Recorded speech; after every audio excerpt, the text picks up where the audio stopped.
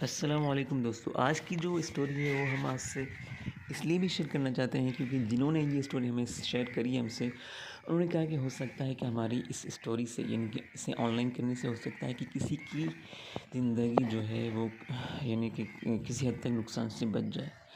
तो बिला ताख़ीर हमारी स्टोरी की आज की तरफ चलते हैं। जी हाँ, ये स्टोरी हमें शेयर की है आप ही की शहर यानी कि लाहौर से किसी दोस्त ने, और बोला कि हमारी जो है आइडेंटिटी रिवील ना की जाए, बाकी ये कि आप अपनी हमारी स्टोरी जो है वो आप यूट्यूब पे डाल सकते हैं। तो नताशा नाम एक लड़की है, वो खुद ही कहती हैं कि मुझे ये अच्छे भले ख़ानदान से थी, और बोले कि मुझे डैड ने कहा कि फ़लाँ इनकी जो उम्र जो थी वो शादी की हो चुकी थी, और लिहाजा इनके डैड जो थे वो अच्छा सा कोई लड़का देख रहे थे, और ये बहुत यानी कि अमीर तरीन फैमिली थी। अचानक क्या हुआ कि किसी दिन इनकी डैड ने बोला कि बेटा वो मेरा एक दोस्त है, उनका बेटा है वसीम, आप उनसे मिल लो।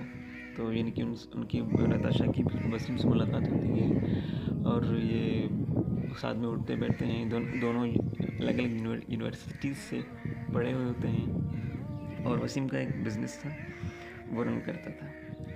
तो चलते चलते फिर इनकी शादी हो जाती है, और इनकी जो वसीम की जो मॉम थी, यानी कि ये अच्छे भले अपार्टमेंट में बंगले में रहते, अपना खुद का घर था जो कि बंगलो था, ये बनाते थे। इनकी एक फिर अचानक इनकी शादी भी हो गई आगे चल के, वसीम की और नताशा की आपस में शादी भी हो गई। इनकी एक हैबिट थी कि ये वीकली आउटिंग किया करते थे, यानी कि किसी रेस्टोरेंट में चले जाना, किसी दोस्त के यहाँ चले जाना, या फिर कहीं यानी कि वीकली कहीं घूमने चले जाना। तकरीबन संडे या फिर मंडे नाइट को ये लोग चले जाया करते थे, वसीम और नताशा। मगर जो वसीम की मॉम थी ये हमेशा कहा करती थी, यानी कि ये इनकी हैबिट ये थी कि ये यानी कि रात को 9 और 10 के दरमियान निकलते थे, और फिर वापसी जो है नहीं, कभी 1 कभी 12 2 भी बज जाते थे। वसीम की जो मॉम थी वो पैरालाइज थी, और वसीम के और नताशा की वापसी आने तक वो हमेशा जागती रहती थी, और ये सिर्फ़ और सिर्फ उन्हें देख के फिर जाके अपने रूम में आराम किया करती थी। उनके साथ एक नौकरानी भी थी, हुआ करती थी। वसीम का बड़ा भाई कराची में सेटल्ड है, वो उनका खुद का बिज़नेस है, वो वहाँ पे है, और एक बहन जो है उनकी फ़ॉरेन में शादी हो गई है। मगर नताशा को ये बात अच्छी नहीं लगती थी किसी हद तक कि वसीम की मॉम जो है वो मेरी लाइफ में इंटरफेयर करे, दखल दे। मगर वो सिर्फ़ और सिर्फ ये कहा करती थी कि बेटा इतना रात गए यानी कि आउटिंग करना अच्छी बात नहीं है। मगर कभी कभार अगर नताशा कहती है कि मैं कभी कभार अगर उनकी ये जो है नसीहत सुन भी लेती थी, इवन वो वसीम को क्या करती थी, मगर मुझे जो है वो बात बुरी लगती थी। तो वक्त फिर गुजरता गया। एक दिन क्या हुआ कि वसीम को किसी दोस्त ने कहा था कि फ़लाँ जगह पे एक इनविटेशन है, और आपको आना पड़ेगा, और भाभी को भी साथ में ले आना। नताशा ने कहा कि मुझे वसीम ने पहले तो मना करा कि मैं जो है खुद ही चला जाता हूँ, आप मेरे साथ ना चलो। मगर नताशा ने कहा कि मैंने उनको फोर्सफुली इस बात पे राज़ी किया कि मैं आपके साथ चलूँगी। बोले ठीक है, अगर आप नहीं मान लो तो भले चलो।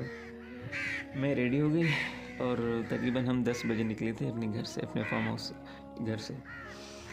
तो हुआ यूँ कि उनकी वालदा जो नमाज़ पढ़ रही थी, हम तो चले गए, और उनकी वालदा जो जाग रही थी।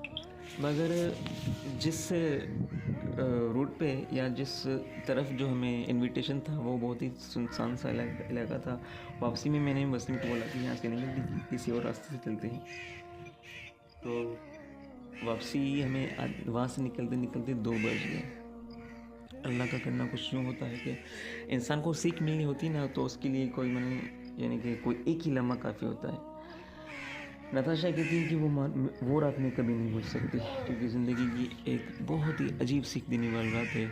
और आज भी वो रात जब मेरे को याद आती है तो मेरे को खुद पे गुस्सा, और अपनी जो मदर इन लॉ यानी कि वसीम की मॉम की जो आवाज़ें हैं वो आज भी मेरे कानों में गूंजती है, और मुझे वो एक दुआ सी महसूस होती है, और मुझे वो बार बार सताती हैं कि अल्लाह तुमको हमेशा खुश रखे।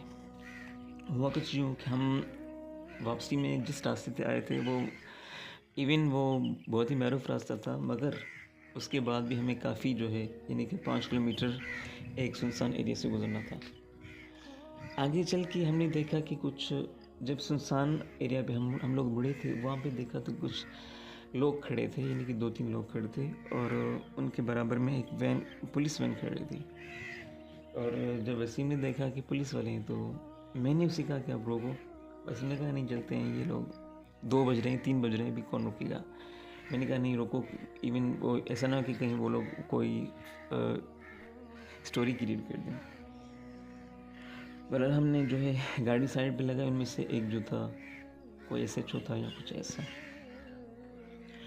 हमें ये नताशा ये भी बोलती है, वसीम ये लोग बताते हैं कि वो हमें सही में पुलिस वाले नहीं लग रहे थे, क्योंकि सुनसान सड़क पे उनके खड़ा होने का यानी कि क्या एक बनता है। और उनकी जो कपड़े थे वो भी एक तो पुलिस वाले कपड़े पहने थे और किसी को ब्लैक कपड़े पहने थे कुछ ऐसे। हमें सही में वो पुलिस वाले नहीं बल्कि डाकू लग रहे थे। उनमें से जो बड़ा था, उन्हें वो सिगरेट के बड़े बड़े कैशो लगा रहा था। वो बोले कि कहाँ से आ रहे हो, प्लस हम पढ़ाने कैसे आ रहे हैं, क्यों गए थे, हमें इनविटेशन था। अच्छा भाई गाड़ी चेक कर उनकी। ठीक है, हमारी गाड़ी भी चेक हुई तो उसकी जो दूसरा पुलिस वाला था वो ने कहा कि सर ये पैक ले गए। तो वो यानी कि वो नशा कर रहा था। ठीक है भाई, मैडम को लेके ऐसे कैसे घूम सकते हो, हमारा एरिया है, कुछ हमारा भी ख्याल करो। तो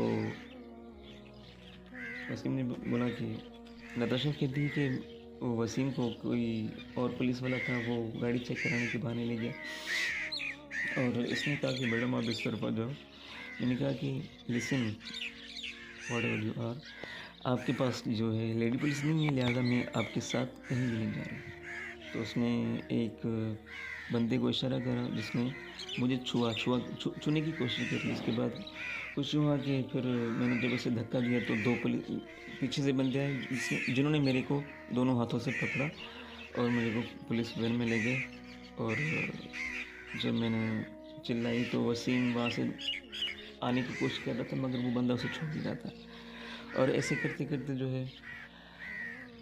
करते उन्होंने जो इस रवैये से हमारे लहजे से इस तरह हमसे बात कर रहा था, वो उसने मेरे से ज़बरदस्ती करना शुरू कर दी।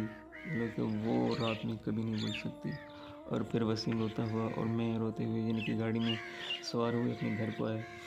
और हमने देखा कि जब उसने गेट खोला, सर्वेंट ने गेट खोला तो हम अंदर दाखिल हुए। वसीम ने कहा कि ये बात आपने किसी से शेयर नहीं करी ज़िंदगी में, और हम जो है अभी चलते हैं हॉस्पिटल। मैंने कहा नहीं, पहले घर चलते हैं, फिर उसके बाद हॉस्पिटल चलेंगे, उसके बाद थाने चलेंगे।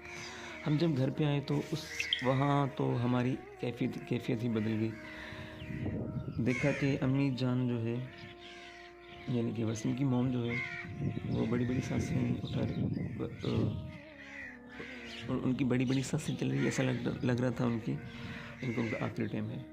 और जो है घर में भाग दौड़ मच गई थी, पूरा घर जो है वो डिस्टर्ब पड़ा था, माहौल डिस्टर्ब पड़ा था। और वही रात यानी कि सुबह तक हम जो इन्हें हॉस्पिटल भी ले गए, वसीम ले गया था, मैं घर पे थी। मैं सोच में पड़ गई थी कि कभी करना क्या है। मैं अपना गम भूल ही गई बिल्कुल। मैं फ्रेश हुई, उसके बाद मैंने सोचा सुबह में वसीम के साथ मैं चली जाऊँ अपना स्टेशन, मगर मैं नहीं कर पाई क्योंकि वसीम की माँ का इंतकाल हो चुका था। और ये नताशा कहती है कि इनकी छोटी सी यानी कि हम जब तक वापसी नहीं आती थे, वो नताशा कहती है कि हम जब तक वापसी नहीं आते थे, वसीम की जो मॉम थी ना, वो हमेशा दुआ करती रहती थी हमारे वापसी आने का, या फिर वो सिद्धे में हम उन्हें देखते थे, या फिर वापसी तक हमारे लिए दुआओं का हाथ उठाई रहती थी। तो एक छोटी सी ये है कि हमारी जो मदर इन लॉ है या इवन हमारी मॉम है, हमारे जो बड़े हैं, वो हमें जो भी ज़िंदगी में जो भी सबक देते हैं, जो भी हमें गाइडलाइंस देते हैं, वो हमारे लिए बेहतर होता है। ये नहीं कि हमारी ज़िंदगी में उन्होंने इंटरफेयर किया है तो वो हमारे नुकसान के लिए, या फिर वो अपनी ज़िंदगी का जो लेसन है वो हमारे ऊपर बढ़ रहे होते हैं, ऐसा नहीं होता। वो कहती है कि ज़िंदगी की वो रात मैं कभी नहीं भूल सकती मेरे साथ जाती हुई। और जो है वसीम की मॉम यानी कि मेरी अम्मी जो है उनका इंतकाल हो गया। मगर मैं ये समझती हूँ कि उसके बाद जो है मैंने आउटिंग करना छोड़ दी। और मैं ये समझती हूँ कि बड़े जो हैं हमारी ज़िंदगी में रहमत और नेमत किसी अज़ीम नेमत से कम नहीं होते। लिहाजा उनकी बताई हुई ज़िंदगी यानी कि बताए हुए एक्सपीरियंस से हमें सबक लेना चाहिए। मिलते हैं किसी और नेक्स्ट स्टोरी में। जब तक अपना बहुत सारा ख्याल रखिए।